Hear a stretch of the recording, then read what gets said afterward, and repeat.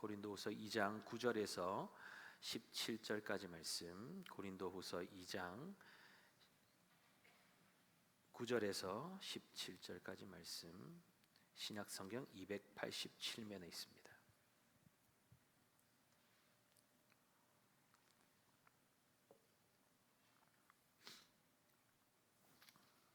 고린도후서 2장 9절에서 17절 우리 함께 한 목소리로 말씀 읽겠습니다. 너희가 범사에 순종하는지 그 증거를 알고자 하여 내가 이것을 너희에게 썼노라. 너희가 무슨 일에든지 누구를 용서하면 나도 그리하고 내가 만일 용서한 일이 있으면 용서한 그것은 너희를 위하여 그리스도 앞에서 한 것이니 이는 우리로 사탄에게 속지 않게 하려 함이라. 우리는 그 계책을 알지 못하는 바가 아니로라. 내가 그리스도의 복음을 위하여 드로아에 이름에 주 안에서 문이 내게 열렸으되 내가 내 형제 디도를 만나지 못하므로 내 심령이 편하지 못하여 그들을 작별하고 마게도냐로 갔노라. 항상 우리를 그리스도 안에서 이기게 하시고 우리로 말미암아 각 처에서 그리스도를 아는 냄새를 나타내시는 하나님께 감사하노라. 우리는 구원받는 자들에게나 망하는 자들에게나 하나님 앞에서 그리스도의 향기니 이 사람에게는 사망으로부터 사망에 이르는 냄새요 저 사람에게는 생명으로부터 생명에 이르는 냄새라. 누가 이 일을 감당하리요? 우리는 수많은 사람들처럼 하나님의 말씀을 혼잡하게 하지 아니하고 곧 순전함으로 하나님께 받은 것 같이 하나님 앞에서와 그리스도 안에서 말하노라. 아멘. 자, 우리 귀한 믿음의 지체들 인사하겠습니다. 사랑하고 축복합니다. 큰 은혜 받으세요. 감사합니다. 오늘 말씀의 제목 여러분 보셨습니까? 뭐죠? 뭐라고요? 주님 때문에 삽니다. 이것이 우리의 고백되기를 축복합니다. 제목을 정할 때 고백이 많이 들어가는 것 같아요. 제목 안에 말씀을 준비하면서 주님 이런 삶 살고 싶습니다. 주님 앞에 이렇게 쓰임 받고 싶습니다. 내 삶이, 우리의 성도들의 삶이, 우리 교회의 모든 지체들의 삶이 하나님 앞에 이렇게 드려지기 원합니다. 그런 고백들이 제목에 많이 들어가는 것 같습니다. 여러분들 오늘 말씀을 대할 때도 그냥 아는 말씀, 그냥 내가 경험한 말씀 그 정도에 그치지 마시고 성령께서 각자에게 분명히 주시는 말씀들이 있을 거예요. 그래서 여러분 너무 많은 내가 다 취해야지 하지 마시고, 그러기는 사실은 좀 설교 시간이 길잖아요. 근데 저는 그거예요. 충분히 말씀 들으면서 하나라도 믿음으로 취하자는 거예요. 그러면 그 말씀 취한 말씀으로 기도로 나가면 기도의 역사를 경험하게 됩니다. 기도에 여러분 땔감이 막 말씀으로, 하나님의 말씀이 기도의 땔감이 되는 거예요. 하나님 이렇게 약속하셨지 않습니까? 이렇게 응답하여 주십시오. 주님 내가 이 말씀 앞에 이렇게 아멘으로 반응합니다. 순종하겠습니다. 이 말씀대로 믿음으로 살고 싶습니다. 주님 역사하여 주십시오. 그렇게 기도하며 나갈 때 하나님께서 그 말씀대로 여러분의 삶 가운데 역사하시는 것을 반드시 경험하게 하실 줄 믿습니다. 한 말씀이면 족합니다. 한 말씀이라도 취하세요. 중간에 잠깐 졸아도 나는 왜 이렇게 하지 말고 괜찮아요. 졸면 어때요? 일어나세요. 안 하잖아요. 잠깐 졸 수 있죠. 눈 감고 잠깐 졸 수 있어요. 근데 그때부터 또 주님 듣기 원합니다. 듣는 마음을 나에게 주십시오.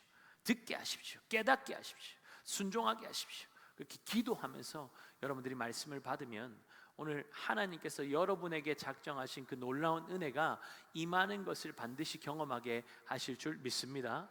아멘.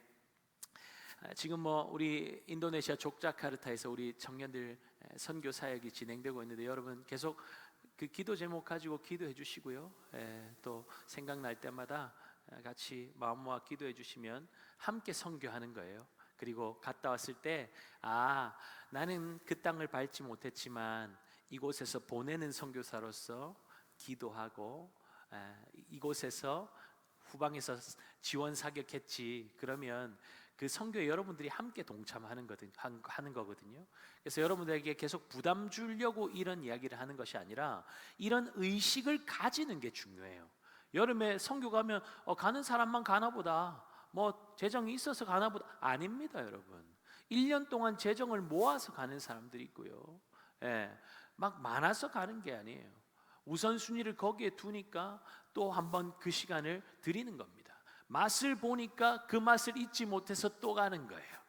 또 사모하는 거예요. 하나님 환경을 열어주시고 여건을 열어주시고 재정도 허락하시고 그러면서 가는 겁니다. 그러니까 여러분들이 그냥 가나보다 하지 마시고 나도 하나님 내년에는 나도 내년에는 국내 선교도 하잖아요. 국내 선교를 하는 이유가 그거예요. 나는 나이도 많고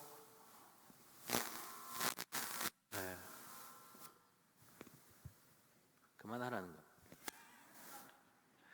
나는 나이도 많고 뭐 상황도 이렇고 여건도 그렇고 그러니까 안 됩니다. 스스로 제한하지 마시고 열어드리는 겁니다. 그러면 그 방법 아니라도 또 다른 방법으로 하게 하시고 재정이 없어도 순종하며 나아가니까 하나님이 채워주시는 것을 경험한 사람은 입을 크게 벌리는 겁니다. 그러니까 여러분 스스로 제한하지 마시고 하나님 앞에 열어드리세요. 그러면 그 놀라운 역사를 경험하게 되는 것입니다.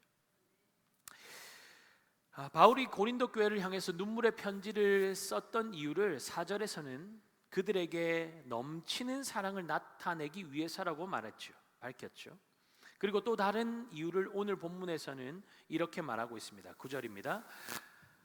목사님 주세요. 안 되겠다.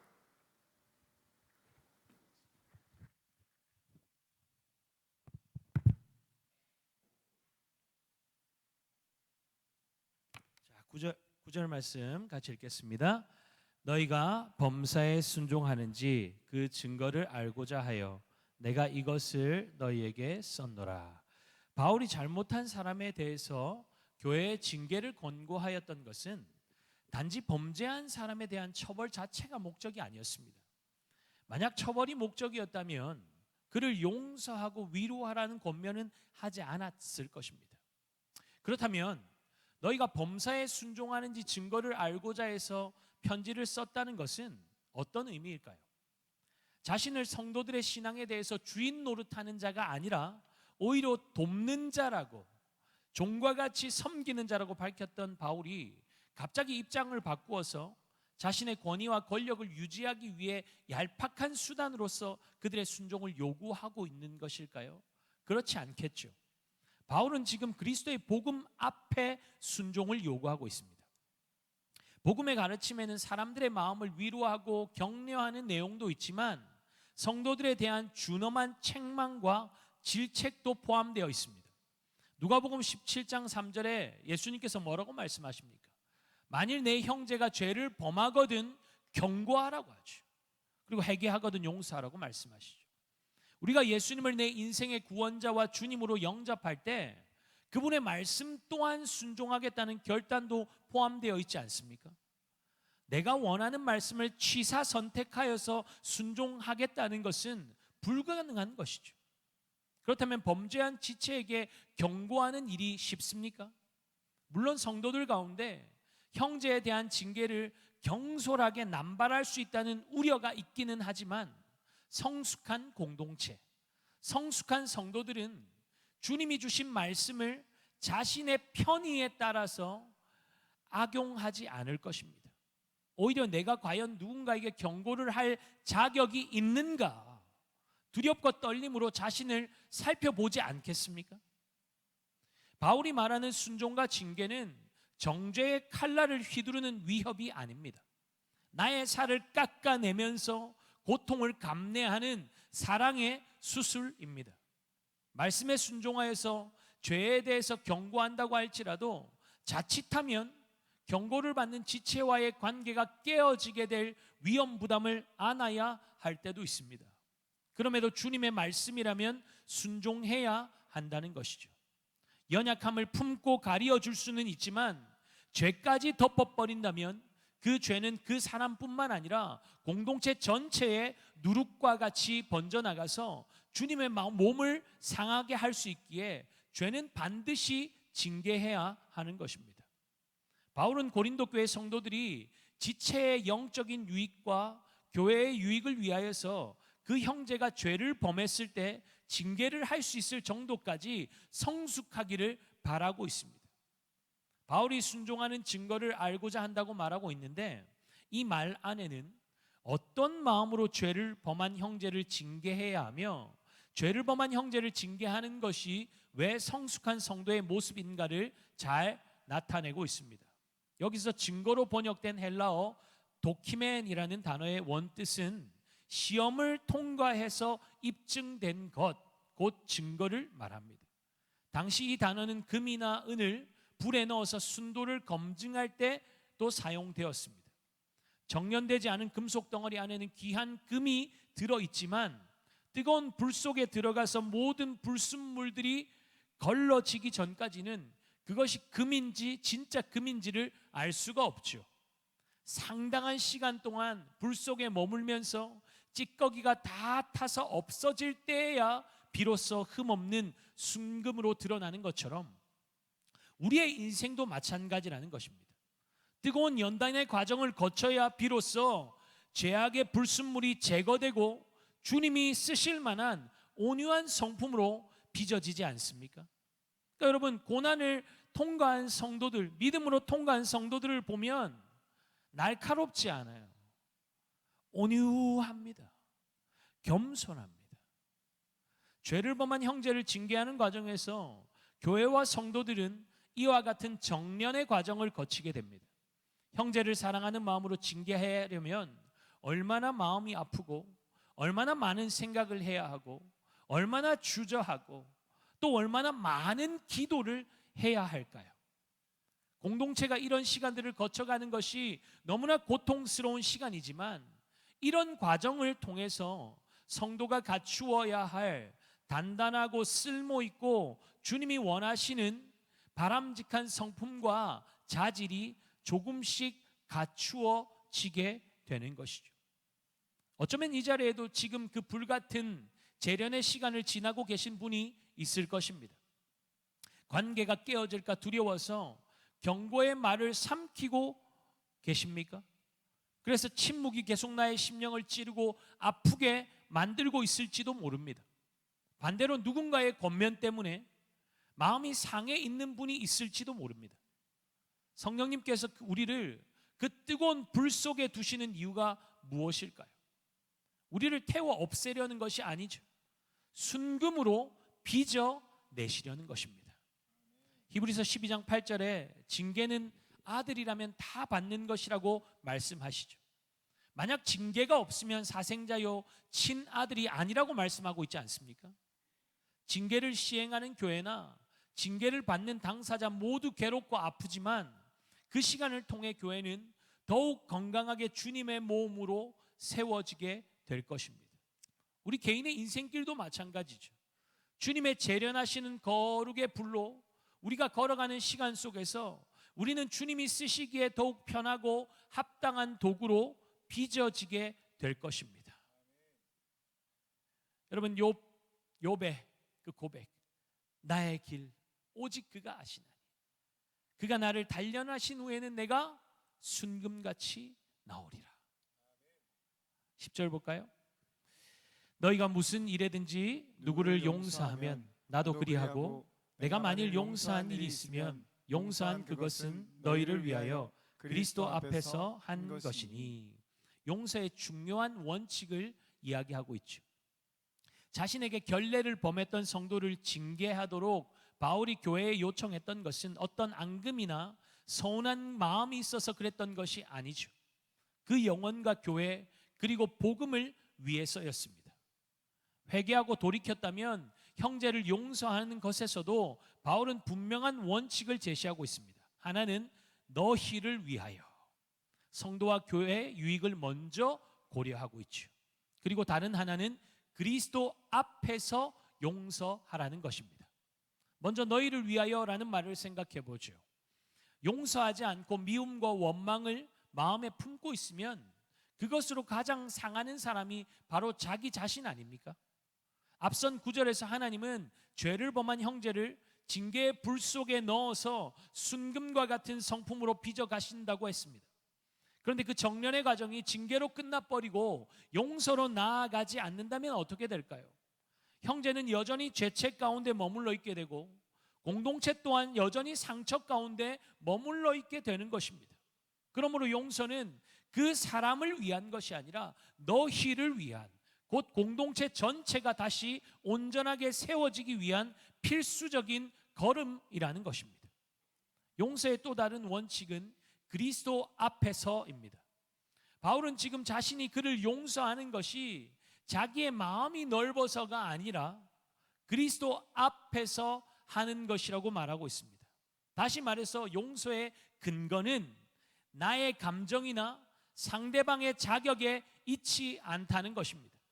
내가 이미 그리스도께로부터 값없이 용서받은 자라는 사실, 바로 그것이 내가 형제를 용서할 수 있는 유일한 근거가 된다는 것입니다.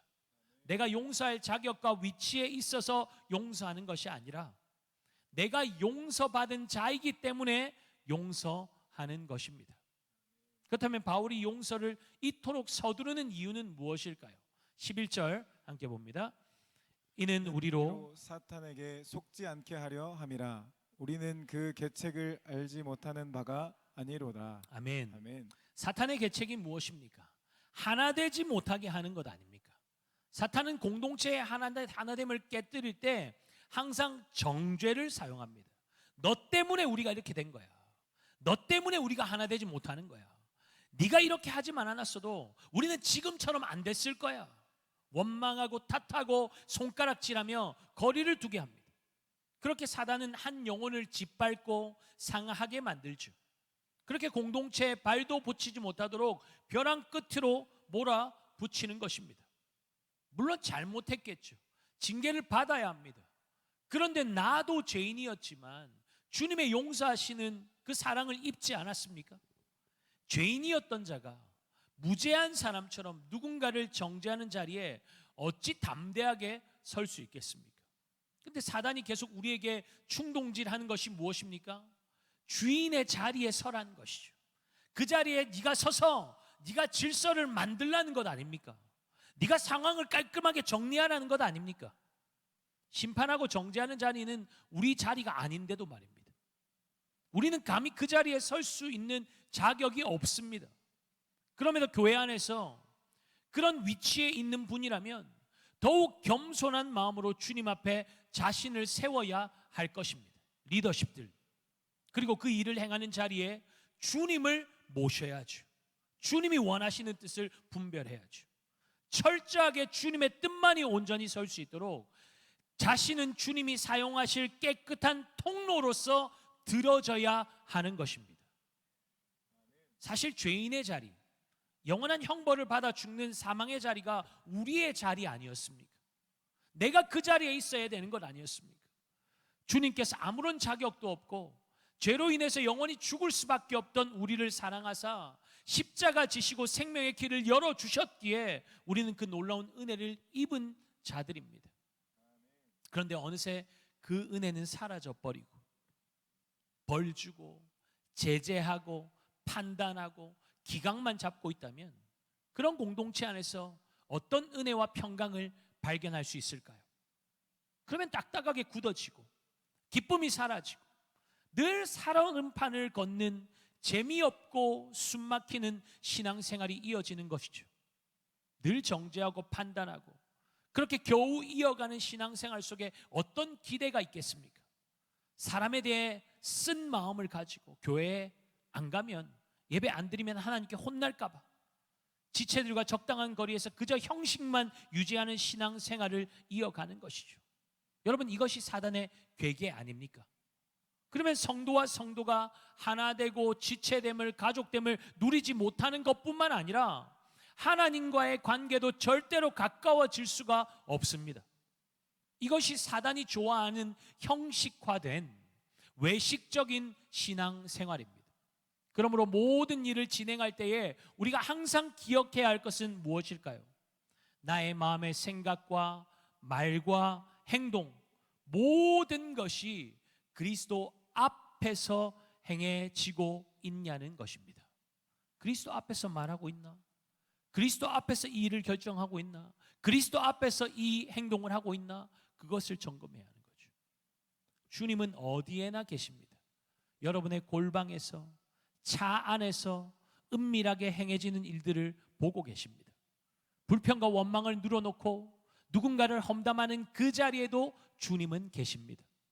아무도 알아주지 않고 관심 없는 그 자리, 홀로 땀 흘리며 뒷정리하는 그 자리, 아이들이 흘리고 간 과자 부스러기를 치우는 그 자리에도 우리 주님께서 계십니다.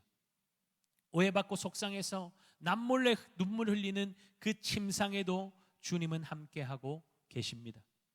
사랑하는 여러분, 우리에게 주님이 어디에나 계시다는 여호와의 임재 의식이 있다면 우리의 말과 행동과 삶을 대하는 모든 방식은 달라지는 것이 정상입니다. 그런데 사단은 계속 손바닥을 펴서 하늘을 가리라고 하죠. 빛을 가리라고 하죠. 그리고 그 좁디 좁은 어둠의 자리에서 스스로를 속이며 원하는 대로 하라고 속삭이지 않습니까? 원수마귀는 그렇게 우리의 삶을 서서히 장악하고 있습니다. 속지 않으려면 어떻게 해야 합니까? 깨어 있어야 하는 것이죠. 주님의 말씀 앞에 자신을 정직하게 세워야 합니다. 이건 나와 관련 없는 말씀이야, 그렇게 회피하면 안 되고 나와 관련 있는 말씀으로 받아야 하는 거예요. 그래야 변화가 있고 그래야 성숙이 있는 겁니다. 여러분, 특히 우리가 가장 자주 넘어지는 영역이 어디입니까? 공동체 안에서 관계가 얼마나 중요합니까? 지체들과의 관계가 무너지면 하나님과의 관계에도 반드시 영향을 미칩니다. 아니요, 지체들과 관계에 문제가 조금이라도 있다, 그렇다면 가장 먼저 하나님과의 관계가 어떠한지를 점검해 보아야 합니다. 지체를 향해서 내 감정을 여과 없이 쏟아내고 무례하게 함부로 대하고 겉으로는 표는 내진 않지만 속으로 무시하고 거리두기를 하고 있다면 그것이 주님과 나와의 관계 속에서 문제가 있고 친밀하지 않다는 표로 고스란히 드러나는 현상이라는 것을 기억해야 합니다. 우리의 말과 행동뿐만 아니라 생각도 주님 앞에서 해야 합니다. 그러면 자신뿐만 아니라 공동체를 더욱 건강하게 세우는 통로가 되는 것이죠. 바울의 모든 중심에 있었던 지체의식, 여호와 임재의식을 우리도 배워서 공동체를 세우는데 쓰임받는 저와 여러분 될 수 있기를 예수님의 이름으로 축복합니다. 12절 13절 함께 보겠습니다. 내가 그리스도의 복음을 위하여 드로아의 이름에 주 안에서 문이 내게 열렸으되 내가 내 형제 디도를 만나지 못함으로 내 심령이 편하지 못하여 그들을 작별하고 마게도냐로 갔노라. 아멘. 저는 이 말씀이 참 위로가 되었습니다. 바울이 복음에 얼마나 열정적이었던 인물입니까? 자신의 평판, 유익보다 언제나 복음이 우선이었죠. 복음을 위해서라면 자신의 생명조차 아깝게 여기지 않았던 사람이 바울이었습니다. 어쩌면 그런 바울의 모습을 보면서 오해하는 사람도 있지 않았겠습니까? 바울의 관심은 오직 복음이지, 우리는 항상 뒷전이야, 우리가 어떻게 되든 바울은 눈도 깜짝하지 않을 거야. 그런데 지금 바울이 복음 전하기 위해 드로아에 갔습니다. 사도행전에 보면 바울이 에베소에서 은장색 데메드리오의 폭동 때문에 복음 전하는 일이 막혀서 어쩔 수 없이 지금 드로아 지역으로 옮기게 된 것으로 보입니다. 그런데 드로아에서는 주 안에서 문이 열렸다고 말하고 있죠. 무슨 말입니까? 복음 전할 기회들이 넘쳐나고 있다는 것입니다. 뿐만 아니라 복음에 반응하여서 복음 사역에 동참하는 사람들도 많이 일어나고 있었겠죠. 복음에 미쳐있던 바울이 물 만난 물고기처럼 얼마나 신이 났겠습니까? 그런데 바울은 전혀 다른 반응을 보이고 있습니다. 13절 볼까요? 내가 내 형제 디도를 만나지 못함으로 내 심령이 편치 못하여 그들을 작별하고 마게도냐로 갔노라. 복음 사역에 있어서 바울이 동역자를 얼마나 중요하게 생각했는지를 볼 수 있지 않습니까? 복음 많이 전하고 많은 사역을 감당하는 것보다 동력자와 함께하는 것을 더 바울은 원하고 있었다는 것입니다. 사역 중심이 아니라 영혼 중심이라는 것입니다. 저는 또 다짐했어요. 예, 주님, 사역 잘 되는 게 중요한 게 아니고 영혼을 세우는 게 더 중요합니다. 저의 사역의 중심에 이것이 있게 하여 주십시오. 또 결단했어요. 사역 바라보지 않고 늦게 가도 영혼을 세우는 것에 집중하는 것. 그게 저의 사역의 목표로 다시 한번 마음에 새겼습니다. 하나님께서 은혜를 주셔서 사역이 왕성하게 일어날 때 우리는 속도전으로 받아들입니다. 그래서 좀 연약하고 기다리게 만들고 큰 도움이 되지 않는 사람은 그냥 지나쳐버릴 때가 얼마나 많습니까? 패스. 물 들어왔을 때, 기회가 주어졌을 때 빨리 잡으려면 지체할 시간이 없다는 것이죠. 일단 이 일들 제대로 맞춰놓고 그 다음에 돌보아도 늦지 않다는 논리입니다. 근데 여러분, 교회 건물 멋들어지게 지어 올리고 소문 좋게 나고 대단한 사역으로 소문이 났다 한들 무슨 소용이 있겠습니까? 정작 그 안에서 성도들이 지쳐 쓰러지고 넘어져 있다면 그것은 실패한 사역인 것이죠. 외형적인 성공보다 내적인 견실함이, 영혼의 건강함이 더욱더 중요한 것 아니겠습니까? 외형적인 것들은 시간이 지나면 또 낡아지고 부서지고 깨지고 망가지게 될 것입니다. 그러나 지체들만 건강하다면 또 고치고 더 멋지게 세울 수 있는 것이죠. 그런데 사람이 깨지고 망가지면 어떻습니까? 건물 아무리 화려하고 멋져도 구경뿐만 가득한 박물관이 되어버리는 것입니다. 구경만 하는 거예요. 영광스러웠던 역사의 기억 속에 한 페이지만 장식하게 될 것입니다. 그렇게 되면 안 되겠죠. 영혼 세우는 것에 집중하는 우리 모든 주의 백성들 되기를 예수님의 이름으로 축복합니다. 디도는 바울에게 아들과 같은 존재였습니다. 참 아들이다 라고 말하고 있죠. 바울이 복음으로 그를 낳았기 때문일 것입니다. 고린도후서 8장 16절에 보면 디도는 바울과 같이 고린도 교회 성도들을 위한 간절한 마음을 가지고 있었다고 말합니다. 여러분, 한 영혼을 낳는다는 것이 바로 이런 기쁨 아닐까요? 복음을 전하고 말씀을 먹이고 눈물로 기도하고 사랑으로 끊임없이 섬겼더니 어느 날 보니까 같은 마음을 품고 있는 거죠. 바라보는 방향이 같아지더라는 것입니다. 그리고 넌 내가 낳았으니까 내 말 들어, 내가 시키는 대로 해가 아니라 자연스럽게 마음을 공유하고 한 마음이 되니까 어느새 함께 복음을 향해 달려가는 동력자가 되어서 서로에게 힘이 되고 격려가 되고 함께 짐을 나누어지는 관계로 성장해 있는 것이죠. 여러분, 이것이 복음이 만드는 생명의 역동성 아닐까요? 예전에 어떤 집사님을 보니까 자신이 한 부부를 전도했습니다. 초신자 때부터 보아왔고 교제해 왔으니 얼마나 속속들이 잘 알겠습니까? 근데 시간이 좀 지나니까 전도했던 그 분들이 큰 은혜를 받고 훈련도 열심히 받고 그러면서 자신보다 더 많은 자리에서 더 많은 영혼들을 섬기는 거 보니까 셈이 나기 시작한 거죠. 계속 이런 말들을 하는 거예요. 저분들 내가 전도했는데, 내가 양육했는데, 무슨 말입니까? 내가 더 뛰어나다는 거죠. 내 밑에 두고 싶은 거죠. 그러니까 계속 티내지 않고 계속 깎아내리려고 하는 모습을 보면서 마음이 참 안타까웠던 기억이 있습니다. 그분도 참 보기에 훌륭했거든요. 근데 계속 그런 이야기 하지 않아도 되는데 계속 그분들을 갉아내리면서 깎아내리면서 자기를 세우려고 하는 모습을 보니까 안타까운 거죠. 내가 복음 전했고 보살폈던 갓난 아기 신자가 어느새 성장해서 다른 영혼들을 돌보는 자리에 서 있으면 얼마나 자랑스럽습니까? 얼마나 기쁩니까? 늘 먹여야만 했는데 함께 동력자로 서서 또 다른 영혼들을 먹이고 있으니, 함께 먹일 수 있으니 얼마나 행복합니까? 그런데 나보다 뒤에 있던 사람인데, 나보다 더 많은 일을 한다고, 사람들의 더 눈에 더 많이 띄인다고, 보인다고, 그런 일들이 있으니까, 그러고 있으니까, 그렇게 샘내니까 주님 뭐라고 말씀하세요? 처음 된 자가 나중되고 나중된 자가 먼저 되리라. 처음이냐 나중이냐를 따지는 것은 지극히 세상적인 논리 아닙니까?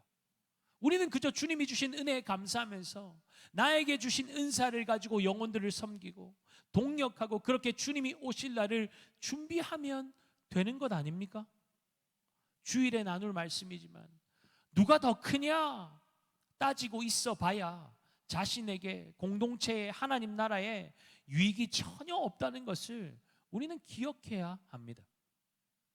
우리 교회는 복음으로 한 영혼을 세우는 교회입니다. 맞습니까? 귀한 영혼들을 가슴에 품고 있습니까? 복음으로 그들을 먹이고 있습니까? 한 영혼을 복음으로 낳고 양육하여 세우고 또 낳고 세우는 자리로 나아가기 위해서 1:1 양육을 시작했습니다. 훈련을 시작했어요. 목사 혼자 할 수 없는 일이기 때문입니다. 그래서 믿음의 동력자를 세우기 위해서 훈련을 시작한 것입니다. 1:1 양육 훈련 대단한 것 가르치지 않습니다. 성경 공부 시간도 아닙니다. 그 시간을 통해서 주님의 마음을 배우고 함께 마음을 공유하는 자리입니다. 어떤 마음으로 영혼을 섬겨야 할지, 어떻게 세워야 할지, 그에 앞서 자신을 주님 앞에 세우고 믿음의 동력자들과 함께 서로를 세우는 시간으로 12주 과정을 2번 진행했습니다. 40명이 넘는 수료자가 배출되었습니다. 수료한다고 다 양육자가 되는 것은 아닙니다. 그러나 본인이 잘할 수 있어서가 아니라, 준비되어 있어서가 아니라 주님의 마음을 가지고 한 영혼을 섬겨보겠다. 또 교회가 보았을 때 이 영혼과 연결시켜주면 서로에게 힘과 위로가 되겠다 하면 1:1로 매칭을 해서 12주간 말씀과 기도와 사랑으로 섬기는 것입니다. 1:1로 양육하기 때문에 이성간은 안 되고 철저히 동성간의 말씀을 중심으로 한 교제를 합니다. 벌써 교회 곳곳에서 양육이 시작되어서 진행 중에 있습니다. 교회에 처음 나온 초신자들도 있고 교회를 좀 다니긴 했지만 아직 진리를 제대로 알지 못하는 영혼들과의 만남이 시작되었습니다. 목회자들이 돌보지 못하는 부분들까지 얼마나 섬세하게 돌보고 그들의 필요를 채워주고 있는지 모릅니다. 문제 때문에 어렵고 낙심이 되어서 죽고 싶은 마음을 가지고 있을 때 양육자가 엄마처럼 그 영혼을 위로하고 그의 손을 붙잡고 그냥 좋은데 맛있는 것 먹이고 그렇게 끝나는 것이 아니라 은혜의 자리로 이끌어서 함께 기도하며 그 어려운 시간들을 함께 믿음으로 지나가는 모습을 보면서 이것이 바로 교회가 아닌가 하는 생각이 듭니다. 언젠가 그런 사랑의 섬김과 눈물의 기도로 배불림을 경험했던 영혼들이 또 섬김의 자리에 서는 날들이 오게 될 것입니다. 그렇게 교회는 복음으로 생명을 낳고 세우고 돌보는 생명의 선순환이 일어나야 합니다. 그 일은 온 성도들이 함께 해야 하는 것이죠. 그것이 바로 동력입니다. 여러분 옆에 믿음의 동력자들이 있습니다. 한번 보실까요? 믿음의 동력자. 한번 이야기하세요. 믿음의 동력자 되어주셔서 감사합니다.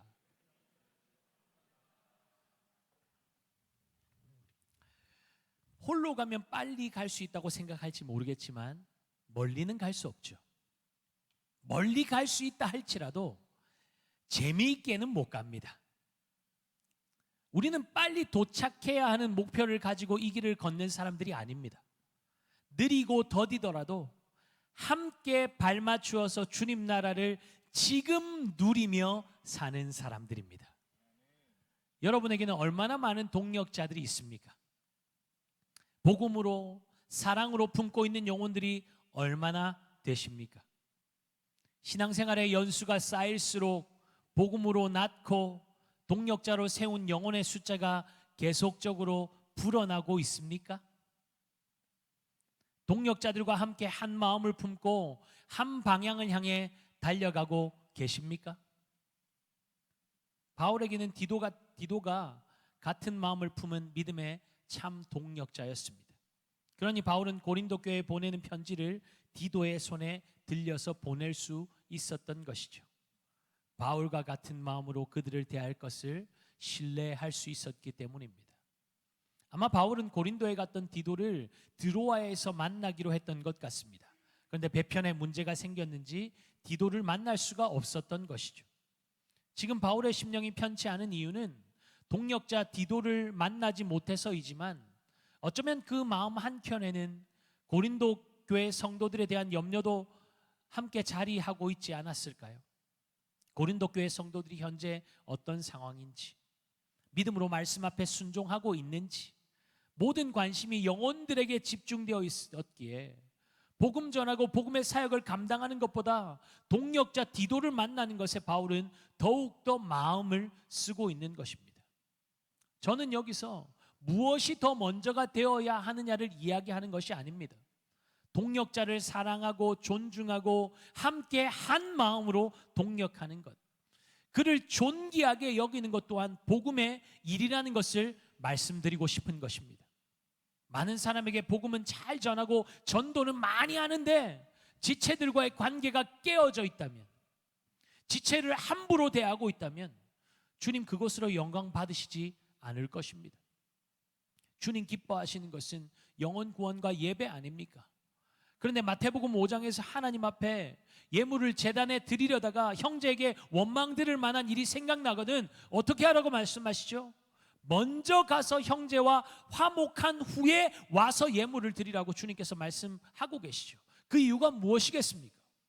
하나님 앞에 예배 드리는 건 너무나 귀한 일이지만 형제와 화목하는 일 또한 너무나 귀하다는 것 아닙니까? 예배라는 명분으로 형제와의 불편한 관계를 덮어버리지 말라는 것입니다. 지체들과의 관계가 예배 못지않게 중요하다는 것을 우리는 마음에 새겨야 할 것입니다. 바울은 지금 디도를 만나지 못해 답답하고 편치 않은 심정으로 복음 사역도 중단하고 마게도냐로 옮겨갔습니다. 만약 만나지 못할 상황을 대비해서 마게도냐에서 만나기로 미리 약속을 했을지도 모르겠습니다. 그래도 한편으로는 드로아에서 넓게 열려있는 복음의 문을 뒤로하고 떠나가는 바울의 마음이 어땠을 것 같습니까? 복음 전하는 것에 생명까지도 건 사람인데, 복음의 문이 활짝 열려져 있는데, 영혼들이 주님의 말씀 앞에 반응하고 있는데, 수많은 영혼들을 건질 생명으로 이끌 기회인데 그것을 뒤로하고 옮겨가는 바울의 마음 결코 쉽지 않았겠죠. 드로아에서 복음 사역, 더 많은 영혼들을 예수의 생명으로 이끌 수 있는 황금과 같은 기회를 박차고 떠날 때 어쩌면 바울의 마음에 이런 마음도 들지 않았을까요? 이번 전도 여행은 실패다, 내가 망쳤다 하는 패배감이 마음을 어렵게 만들었을지도 모릅니다. 드로아를 떠나가는 것에 대한 나름의 이유가 있었기는 했겠지만 아쉬움과 불편한 심정은 어쩔 수 없었겠죠. 근데 그의 고백을 한번 들어볼까요? 14절, 우리 14절 함께 보겠습니다. 항상 우리를 그리스도 안에서 이기게 하시고 우리로 말미암아 각 처에서 그리스도를 아는 냄새를 나타내시는 하나님께 감사하노라. 아멘. 복음에 열려진 문을 스스로 닫고 떠나온 것과 같은 상황에서 무엇이 이겼다는 말입니까? 어디서 승리의 향기가 난다는 말입니까? 그런데 그의 고백은 보여지는 상황과 느끼는 감정과 전혀 다른 고백을 하고 있는 것이죠. 어떻게 항상 이길 수 있습니까? 어떻게 우리가 가는 곳곳마다 그리스도를 아는 향기가, 냄새가 진동할 수 있다는 것입니까? 그리스도 때문이라는 것이죠. 자신의 어떠함 때문이 아니라 그리스도 때문이라는 것입니다. 그리스도께서 이기게 하시니 컨디션 좋을 때만 가끔 이기는 게 아니라 항상 승리한다는 것입니다. 이것은 감정에 따른 것이 아니라 사실에 근거한 진리의 말씀입니다. 바울은 그리스도를 아는 냄새를 이야기하면서 승리의 개선 행진을 그림 언어로 펼쳐 보이고 있습니다. 예수 그리스도께서 이 승전의 행렬을 이끄시기 때문에 승리할 뿐 아니라 예수의 향기가 곳곳에서 진동한다는 것입니다. 전승 시가 행진을 하려면 몇 가지 까다로운 조건들이 있다고 합니다. 전승의 주체가 야전 사령관이어야 하고, 전투가 자국의 인명이나 재산 피해가 경미한 완전한 승전으로 끝나야 하고, 전투 지역에 완전한 평화가 찾아와야 합니다. 또한 군대를 무사히 본국으로 귀환시킨 경우에 이 모든 조건들이 갖추어지게 되면 전승 행렬이 시작되는 것이죠. 이 행렬의 선두에는 원로원 의원들이 서고, 그 다음에 승전한 군인들, 그 다음에는 적군으로부터 빼앗은 무기를 비롯한 전리품이 뒤따릅니다. 그리고 정복한 나라의 왕자들, 정부 인사들, 장군들이 쇠사슬에 묶인 채로 뒤따르게 되고, 그 뒤에는 행정관, 간수, 악사들이 있고, 그 뒤에 향기로운 향이 타고 있는 향로를 흔들며 사제들이 뒤따릅니다. 그리고 비로소 개선 장군이 그 행렬의 마지막을 멋지게 장식하며 나오는 거죠. 바울은 시가 행진을 자신의 선교 여정에 빗대고 있습니다. 그의 선교 여정이 어땠습니까? 그는 힘에 겹도록 심한 고난을 당하여서 살 소망까지 끊어진 상태였고, 사형 선고를 받은 줄 알 정도로 힘들고 어려운 사역을 감당해 왔습니다. 고린도 교회는 분파 문제, 음행 문제, 우상의 제물 문제, 은사로 인한 혼란으로 어지러웠고, 그 문제를 해결하려고 나섰다가 심한 모독을 받고 쫓겨나듯 돌아왔습니다. 그런 과정에서 바울은 깊은 마음의 고통을 겪어야 했고, 동역자 디도를 만나지 못해서 복음의 문이 열린 것도 뒤로하고 마게도냐로 옮겨가고 있습니다. 이런 상황에서 그리스도 안에서 항상 이기게 하신다는 말이 어떻게 이렇게 쉽게 나올 수 있습니까? 그는 사역의 주체로 서 있지 않습니다. 승리의 행렬을 이끄시는 분이 누구이신지를 분명히 하고 있습니다. 그분은 그리스도이십니다. 그렇다면 바울 자신은 어느 위치에 서 있을까요? 주님의 귀한 복음 사역을 생명 다해서 감당했으니 영광스러운 자리에 서야 하지 않겠습니까? 여러분이 바울이라면, 바울처럼 그렇게 생명 다해서 복음 사역을 감당하고 많은 영혼들을 예수의 생명으로 이끄는 그 사역을 감당했다면, 여러분은 어느 정도 자리에 내가 서도 마땅하겠다고 생각하시겠습니까? 제일 앞자리는 조금 민망스럽고, 승전한 군인들이 서는 자리 정도, 아니 좀 더 양보해서 적어도 승리를 알리는 나팔수 자리 정도에는 서 있어야 하지 않겠습니까? 그런데 바울은 자신을 패전한 국가의 포로들이 서는 자리에 세우고 있습니다. 승리를 위해서 자신이 기여한 바가 전혀 없다는 것이죠. 승리의 행렬에 끼워 주신 것만으로도 그는 감사하고 있습니다. 죄로 영원히 죽을 우리를 구원해 주신 것만 해도 감사한데, 구원받는 자들에게나 망하는 자들에게나 그리스도의 향기를 드러낼 수 있는 특권을 주신 것만으로도 그는 감격하고 있는 것이죠. 어느 자리에 서는 게 중요한 게 아닙니다. 그러니 그의 시선은 현재 자신이 처한 상황에 집중해 있지 않은 것이죠. 그리스도께서 자신을 통해서 어떤 일을 이루실까를 믿음의 눈으로 기대하며 바라보고 있습니다. 여러분, 이것이 복음의 능력 아닙니까? 복음이 우리의 가치관과 삶의 방향성을 완전히 달라지게 만들지 않았습니까? 얼마 전에 사랑하는 사람을 먼저 보낸 성도와 이야기를 나누면서 저는 복음의 능력을 또 한번 발견하게 되었습니다. 지독한 아픔 아닙니까? 맨정신으로 감당 못할 아픔입니다. 그런 아픔이 계속 반복해서 일어나고 있습니다. 상황은 더 나빠집니다. 자신도 따라 죽고 싶을 정도로 힘이 든 상황이라고 말합니다. 그런데 그렇게 하지 못하는 이유를 이렇게 말하더군요. 주님 때문에 그렇게 못해요. 여러분, 우리는 주님 때문에 사는 것입니다. 이것 있고 저것 있어서 사는 것처럼 착각하지만 주님 때문에 하루하루를 사는 것입니다. 이것 없어도 주님 때문에 사는 것이고, 그 문제 해결되지 않아도 그 아픔과 슬픔 있어도 누구 때문에 살 수 있는 것입니까? 주님 때문에. 할렐루야. 이것이 복음이 아니고 무엇입니까? 죽을 일만 가득한 세상 속에서 살아야 할 이유를 아는 것이 바로 복음 아닙니까? 살아야 할 이유를 발견하는 것이 발견하게 하는 것이 바로 복음 아닙니까? 어떤 사람은 세상 속에서 죽음의 냄새만 맡고 삽니다. 죽어야 할 이유밖에 보이지 않지요. 승리의 행렬에서 행진하는 사람들의 귓가에 들리는 함성 소리와 향내는 승리고 생명 아닙니까? 그러나 그 안에서 끌려가고 있는 포로들이 맡고 있는 이 향의 냄새는 죽음을 의미하는 것이었죠. 같은 향내입니다. 그런데 어떤 이는 생명을 맛보고 있고 어떤 이는 패배와 죽음을 생각하고 있습니다. 예수 그리스도는 우리에게 어느 쪽입니까? 여러분, 그 이름의 생명을 누리고 계십니까? 아니면 그 이름과 아무런 상관없이 어둠과 패배와 죽음에 사로잡혀 끌려가고 있습니까? 예수 그리스도는 관념이 아닙니다. 실제하는 능력입니다. 바울이 자신의 처지와 상관없이 그리스도 안에서는 항상 승리다 자신 있게 외치는 이유가 무엇입니까? 개선 행렬에서 사망의 냄새를 맡으며 절망하며 죽음으로 끌려가던 포로의 자리에 있던 바울의 자리를 그리스도께서 대신 서 주셨고 바울을 승리의 자리로, 생명의 자리로 옮겨 주심을 바울은 경험했기에 그는 그리스도 안에서 생명과 승리를 확신하고 있는 것입니다. 그러니 16절의 말미에 바울이 뭐라고 말하고 있습니까?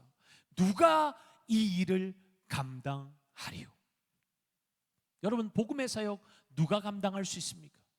누가 감당할 수 있습니까? 목사입니까? 전도사입니까? 장로입니까? 권사입니까?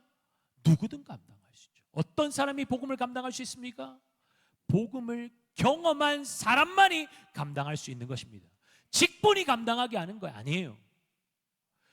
얼마나 믿었느냐가 감당하게 하는 것이 아닙니다. 복음을 경험했냐가 그것을 감당하게 하는 것입니다.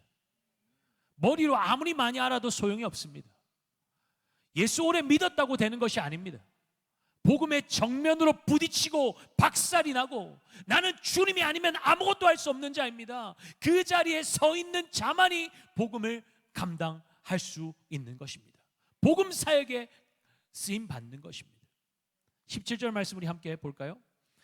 우리는 수많은 사람들처럼 하나님의 말씀을 혼잡하게 하지 아니하고 곧 순전함으로 하나님께 받은 것 같이 하나님 앞에서와 그리스도 안에서 말하노라.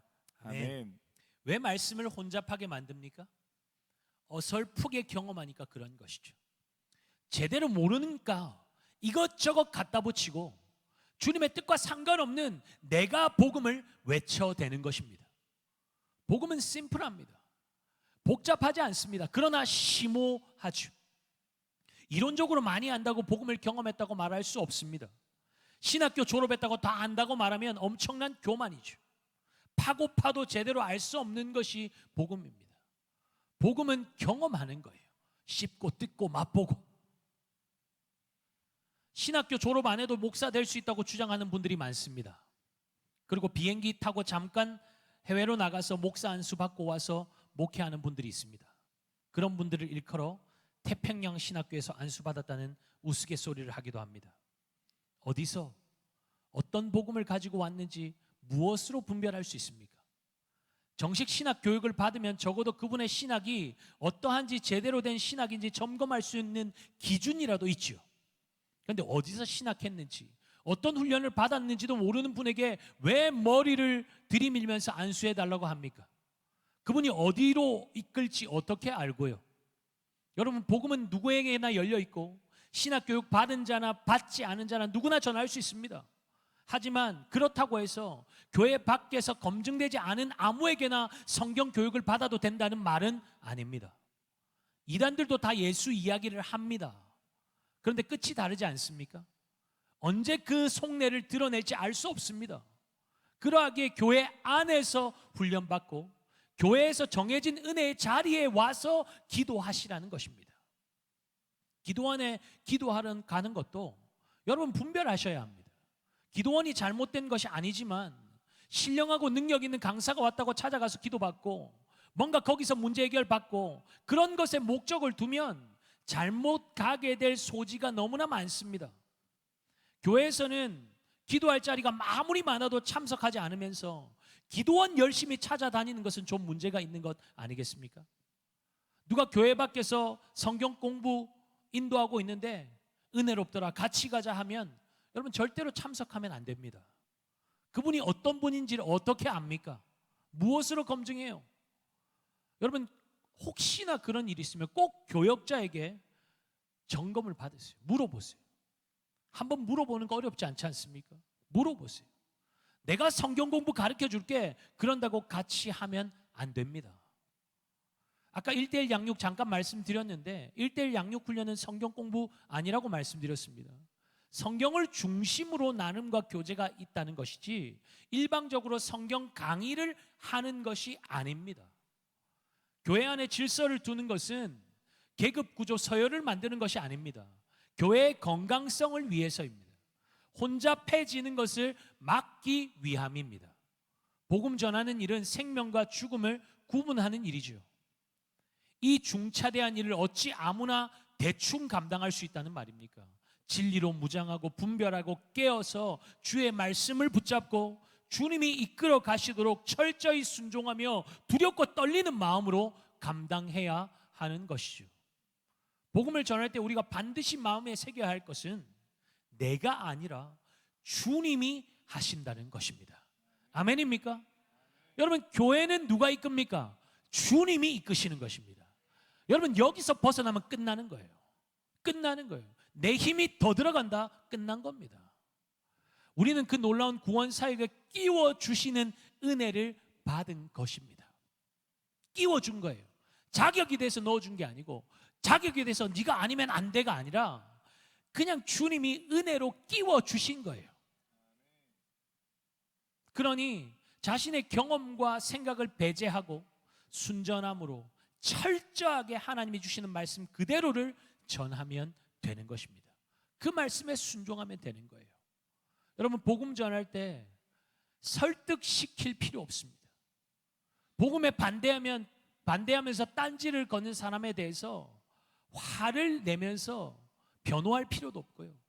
그냥 있는 그대로 복음을 전하고 그 이후에는 주님의 때에 주님의 뜻 가운데 그 영혼을 변화시킬 것을 기대하면서 기도하는 것, 그것이 우리가 감당해야 할 사명입니다. 열받아서 싸우는 분들이 있어요.